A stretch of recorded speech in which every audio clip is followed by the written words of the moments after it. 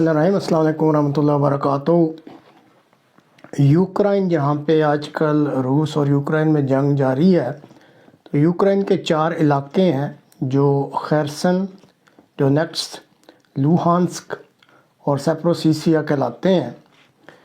इन चारों इलाकों में इस वक्त जो है वो रूसी अफवाज का या तो मुकम्मल कब्ज़ा है या ज़्यादा इलाकों पर कब्ज़ा है, और वहाँ पे बाज़ इलाकों में जंग भी हो रही है। तो इन इलाकों में जो अलहदगी पसंद लीडर हैं और जो ये ख्वाहिश रखते हैं कि उनके इलाके का रूस के साथ मर्जर कर दिया जाए, यानी रूस का वो हिस्सा बन जाए, तो उनकी मुआवनत से जो रूस है वो अगले जुमा से लेके बुध तक वहाँ पे रेफरेंडम का बंदोबस्त करवा रहा है। और इस रेफरेंडम में फिर ये फ़ैसला किया जाएगा कि ये क्या चारों इलाके जो हैं वो रूस में शामिल होना चाहते हैं। गो इस किस्म का रेफरेंडम जो है ये यूक्रेन का जो इस वक्त कानून है और इसी तरह बैनुल अक़वामी कानून उसकी ख़िलाफ़ वर्जी है, लेकिन इसके बावजूद ये रेफरेंडम कराया जा रहा है। और इसी तरह अगर आपको याद हो तो 2014 में भी रूस ने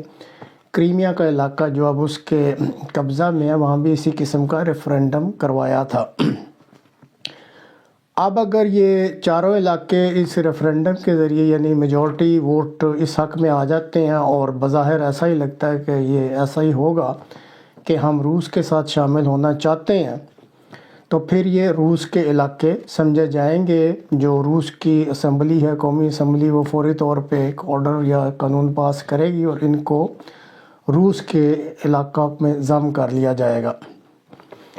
अब रूस के सदर जो है ना, ये चाल बहुत ही चालाकी से चल रहे हैं। जैसा कि आपको इल्म है कि उनको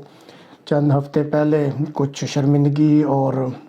जो शर्म सी महसूस हुई, जबकि कुछ इलाके उनके हाथों से निकल गए और रूस को कुछ शिकस्त भी हुई।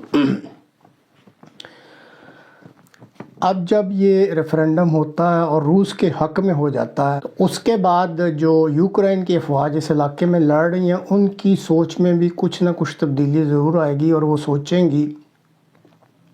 कि अब तो ये इलाका रूस का हो चुका है।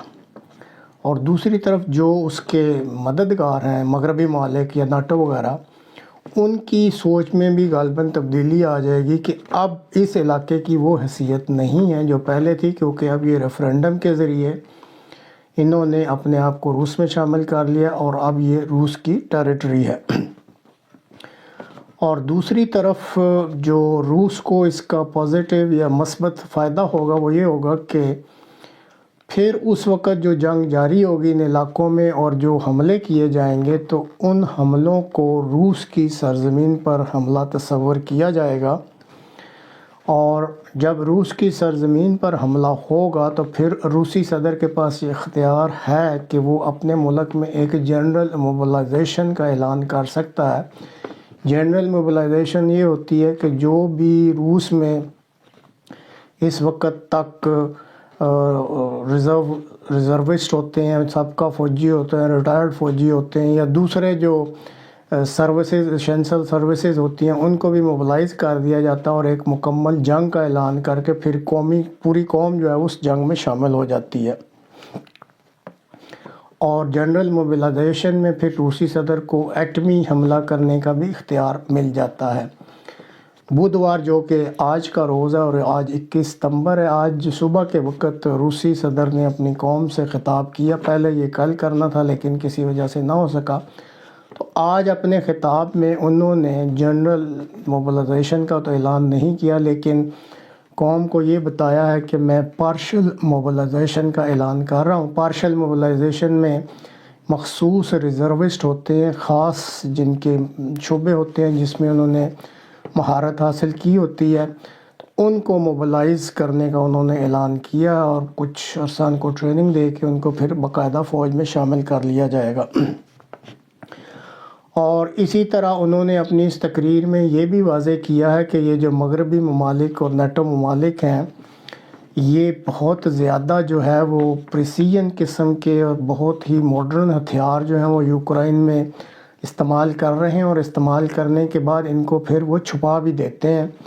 اور پوری طرح یہ اس وقت جو ہے وہ روس کے خلاف نہ صرف ناٹو بلکہ کئی مغربی ممالک ہیں اور امریکہ خاص کر جو مدد مہیا کر رہا ہے اس کی وجہ سے جو ہے یہاں پہ صورتحال وہ روس کے حق میں اتنی بہتر نہیں ہے یا اتنی جلدی جو متوقع نتائج نہیں مل رہے۔ اور اسی طرح انہوں نے اس چیز کو بھی واضح کیا ہے کہ یہ ناٹو ممالک یا مغربی ممالک اکثر یہ بھی دھمکیاں دے رہے ہیں جو ماڈرن ہتھیاروں کے ساتھ ساتھ کہ اگر روس باز نہیں آتا تو وہ ایٹمی ہتھیار بھی استعمال کر سکتے ہیں روس کے خلاف۔ تو اس پہ روس کے صدر نے پارشل موبلائزیشن کے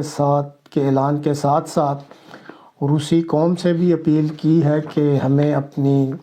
جو قومی ٹیریٹری یا اپنے قومی علاقے ہیں اپنے ملک کا دفاع کرنا اور اس میں ان کی مدد کریں۔ اور اسی طرح انہوں نے ناٹو ممالک، امریکہ اور دوسرے مغربی ممالک کو خبردار کیا ہے کہ آپ بار بار یہ جو